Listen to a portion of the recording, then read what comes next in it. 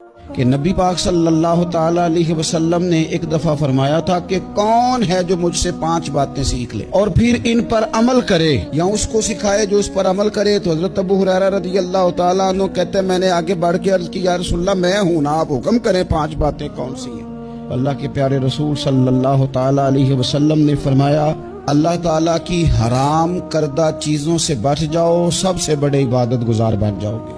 پھر نبی پاک صلی اللہ تعالی علیہ وسلم نے دوسری بات ارشاد فرمایا اللہ تعالیٰ کی تقسیم پہ راضی ہو جاؤ، سب سے بڑے غنی بن جاؤ گے.